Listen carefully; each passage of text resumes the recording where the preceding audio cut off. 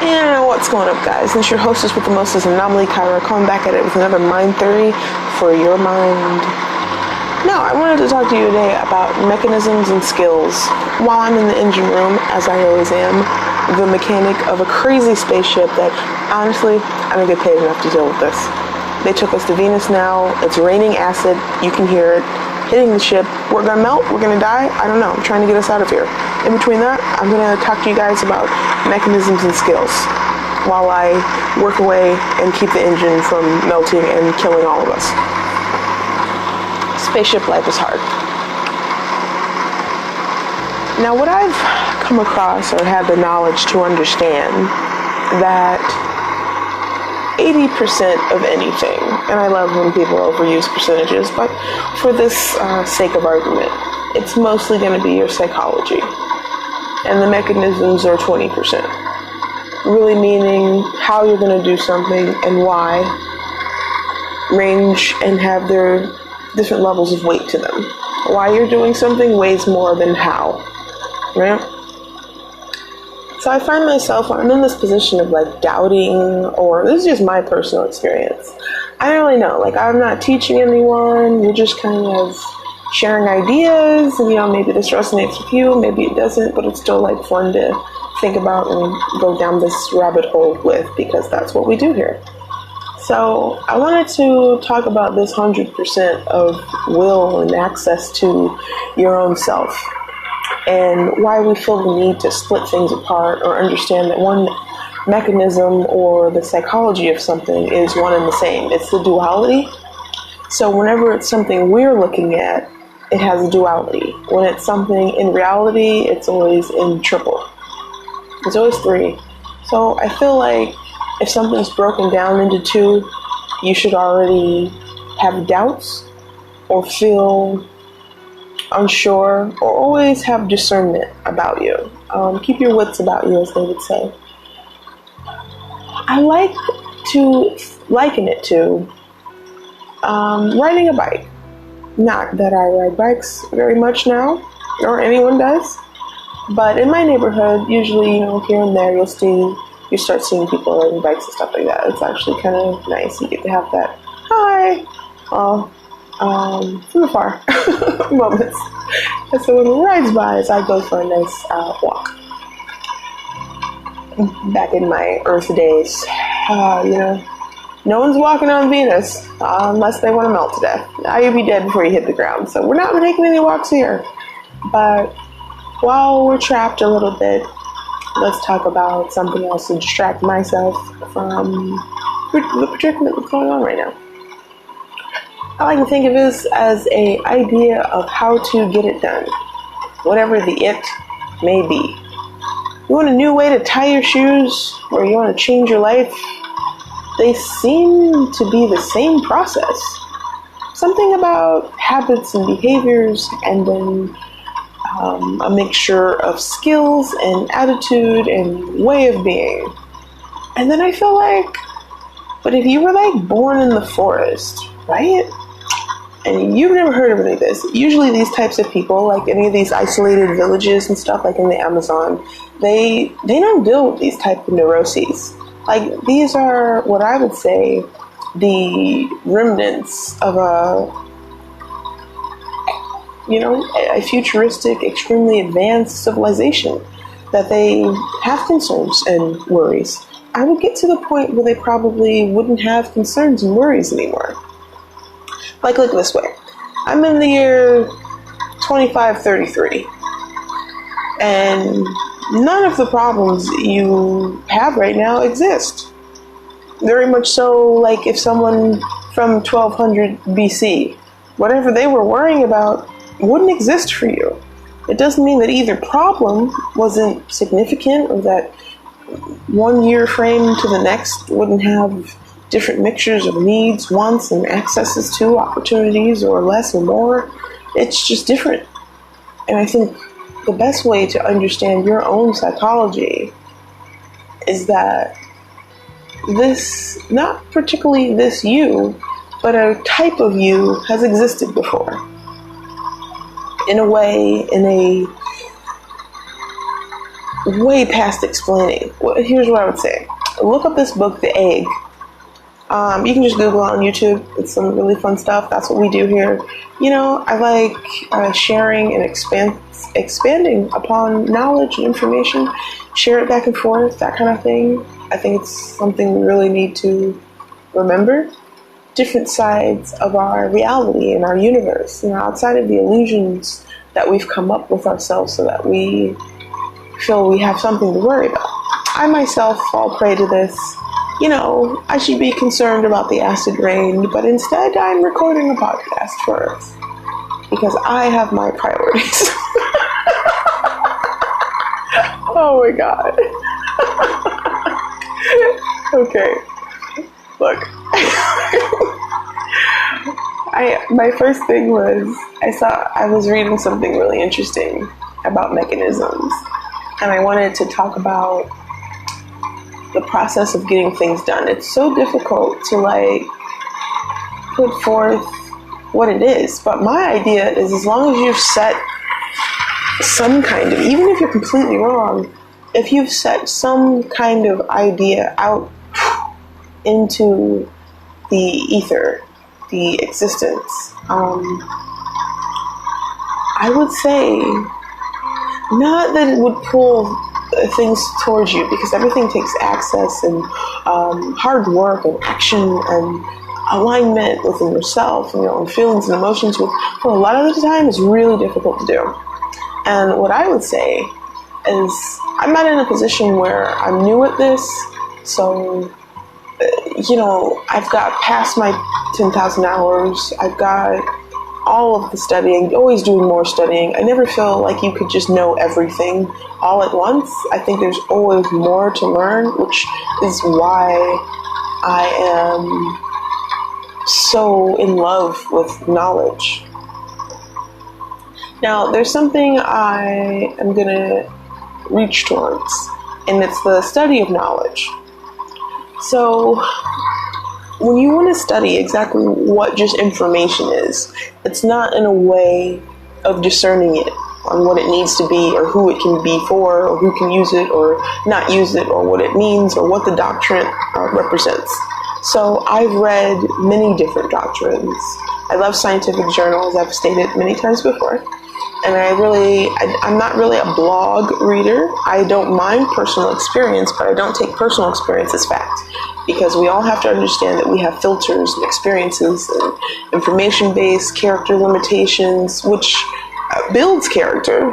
But I would say stick to things that can be retried again and again and again and given the same result. And then that could be seen as a fact, in a way. And you should still take it with a grain of salt. Because I could throw a ball in the air and say that the air is never going to stop this ball, so that means there's no air. It can be misused. And that's the thing I want to understand. I want people to understand too. It's things can be misused. This is just my opinion. But I've seen this a lot, where some really beautiful, amazing things can be completely corrupted and turned into something else. Look at it this way. Einstein didn't want to be known as the father of the bomb. He wanted to be, or we could presume what his wants would be, but we know he wasn't seeking to be a part of destroying lives and murder. If anything, he wanted us to understand reality, and he wasn't the only one thinking like this. He's just the first to the papers, which is what happens. It matters about who gets there first. It's not really if you had the idea first. I see a lot of people talk, no one that's in the realm of being a leader in any industry, but those that help lead the industry, because we need our workers and our employees just like they need us.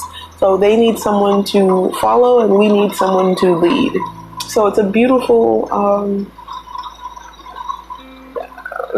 bridge, because here, I'll put it this way. It's like in the ocean. When you have, I want to stay away from certain creatures.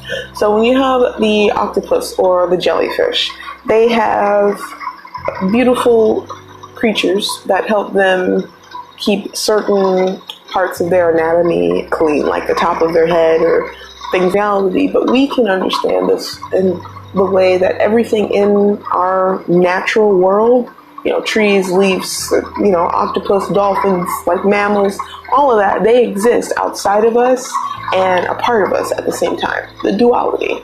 Now, when we go into your actual self, everything becomes a triple.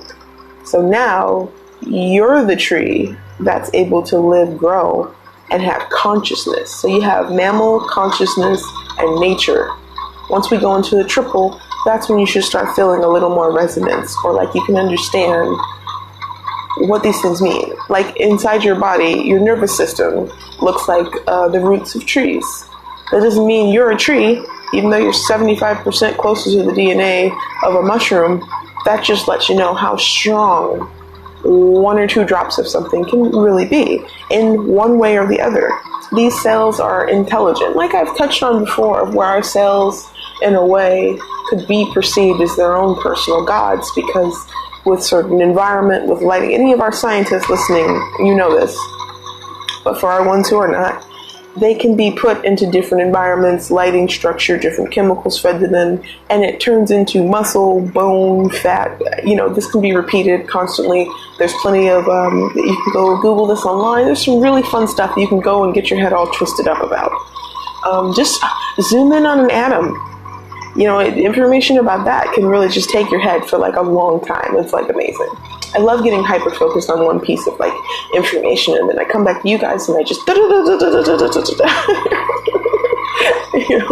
I can talk a mile a minute, but I try to slow it down because I know like some people do have to listen to what I'm saying. But then I think if your brain works really fast, then at the speed that I'm talking, it's actually comfortable. Or for me, I feel that way all the time. Like, do you ever feel like you could just like fast forward how slowly someone can talk? I'm not like frustrated or angry about it. I love like sharing and interacting and that whole process. But in a way, like this could also be just from my multiple travels. I did spend a really long time in fast-paced cities before I was living off in the mountains and then off into Mars and Venus. And then I had some very beautiful moments of isolation, which a lot of people could feel like, oh my God, isolation. Yeah, I think it was important because you really want to get to know yourself. And it's really hard to get to know yourself when you're around a bunch of other personalities. And I isolated from family, friends, significant others, the world, career, just everything. And I was blessed and privileged enough that I was able to do that. Now having to come out a little bit because some, internet still has to be taken care of, light skills. You still have to take care of the things. You still have people who are in a different position than you. Like if you have employees or things like that, it's not always time for you to take a mental day. Sometimes you don't get to do that. And this is something I don't really hear about. So what do? It's kind of not really talked about that. Like the boss is stressed. They're like, oh, well, you're a boss, so it's fine. But there's it's not Hogwarts, You're not a wizard, Harry. You know what I mean? Oh, well, you're a boss now. You're a CEO. You own this company or that company. You're never allowed to be sad again. You can't have any problems, any upsets. There's just nothing that's ever going to be wrong ever again. And I think Disney crept in, or Hallmark came and said something, but you're still in reality. You just have a different title. It's just another name. Really. And you get to have and understand that there is a privilege, and you do get to have more than another would have, in the same way that if an ant gets a grain of sugar, it should feel sad that the worm did not drink water today. The gift of our consciousness sometimes is the curse. But I feel you do someone a disjustice if you don't just give them empathy and compassion. Like this is a kind of a study they did in Japan, where let's say like you're having a freak out panic attack on the train. It would be more polite not to ask you your personal business in front of everybody on that train why you're having a breakdown right now. It also makes it very real. I don't know if you ever noticed that, but when you're like crying for a minute to yourself, and it's just me and you talking, don't tell anybody, I won't either.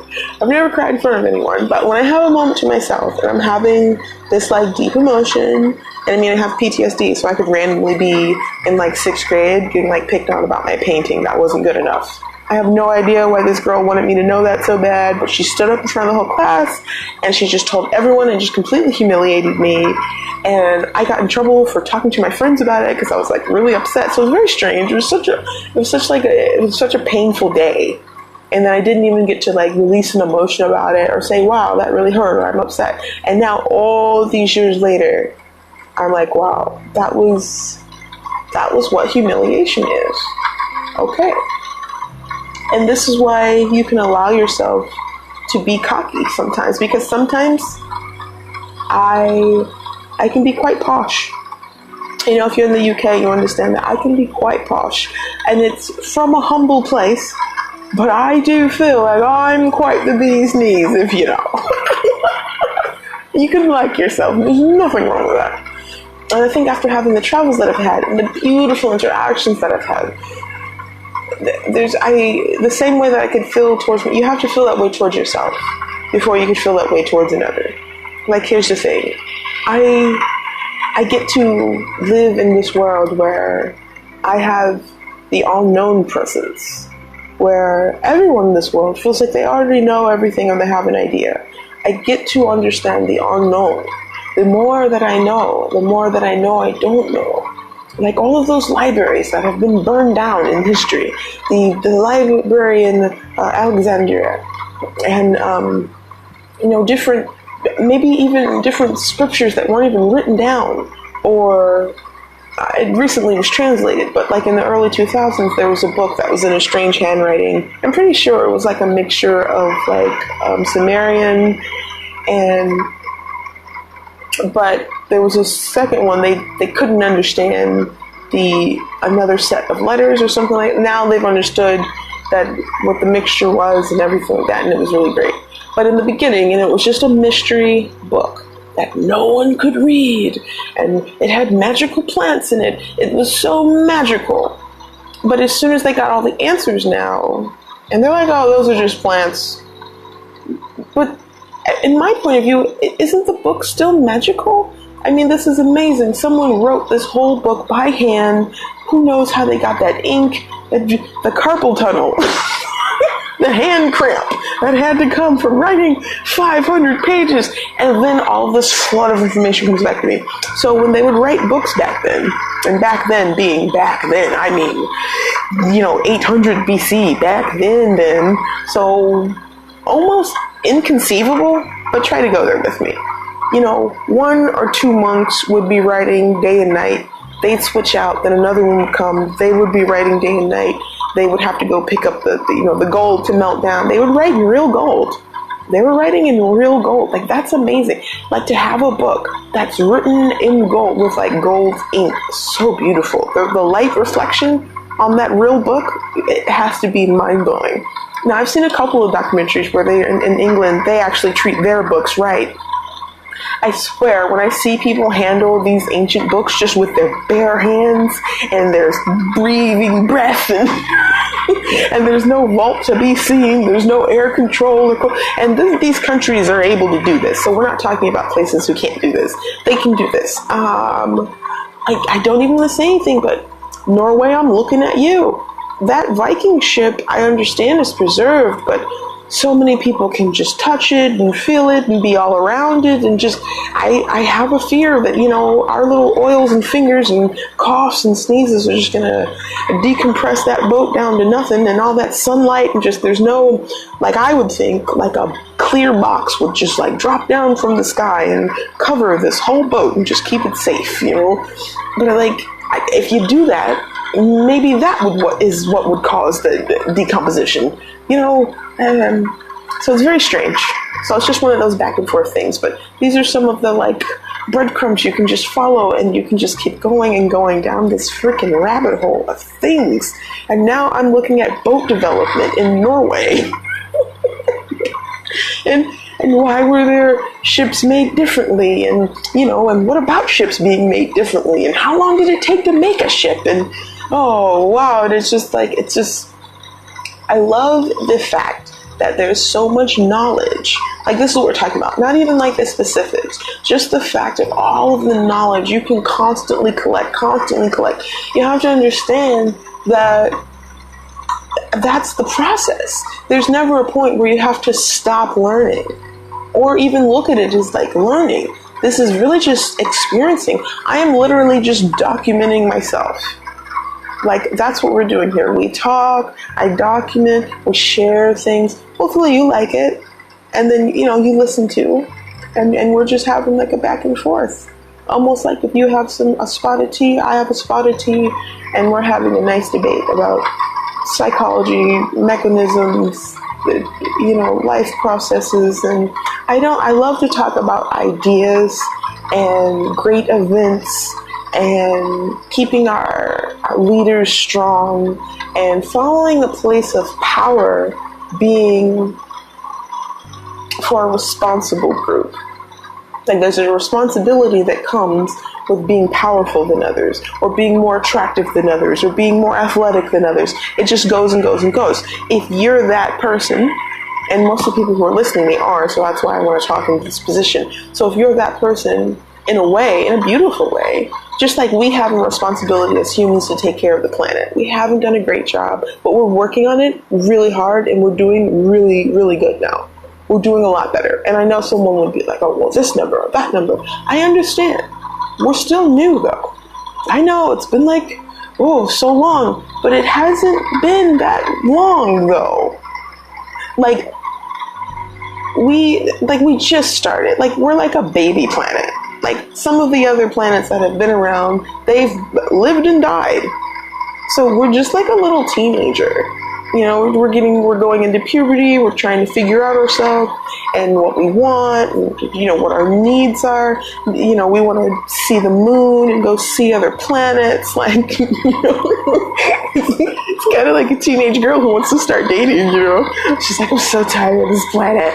I gotta get out of here. Okay, I don't mind. Let's do it, But let's make sure that we're not, like, messing up the home planet, too. Which is always nice. I saw this beautiful thing that cleans the ocean, made by like a teenager. Like, that's the, like, yes, like the fact that a random teenager, I hate that I can't get his name to my head right now, can think of that the oceans need to be cleaner.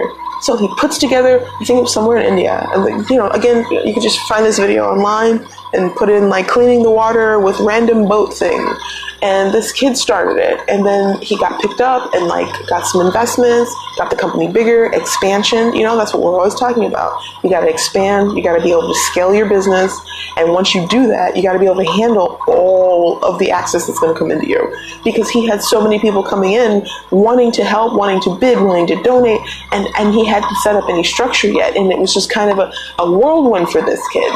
And it's better for all of us. Like, the dolphins are going to be breathing better. The turtles are going to be okay. And it's like, I don't want to live in a world where there are no turtles. I love turtles. Like, this is, it was getting like sad. Some of the stuff you would be like, go and research some real like National Geographic, how many turtles are there, or this kind of thing, the numbers that went up, it's really good things. Pandas were going to be extinct. They've been back stronger than ever. So really good news, really positive things are like shooting out there. We're remembering to be human and care about our planet. And then outside of that, when we're being humans and we're trying to grow up and we want to learn this psychology and mechanisms, and you could have Fortune 500 companies and be the most amazing executor in this world, and you don't justify anything to anyone, and you're an amazing leader. Yes, but if you hit your foot, you might say like a little curse word or dagnammit. Your toe hurts the same way that anyone else's toe hurts. So let's remember, you have little aggravations, you have big aggravations, you have human ones, you have business ones, and they're okay, and all of them make you the whole of what you are. All of the parts create the whole. And I love the Humatic Circle, that I'm going to get a t-shirt that just says Humetics. No one's going to know what I'm talking about. You guys will, but, my listeners are outside.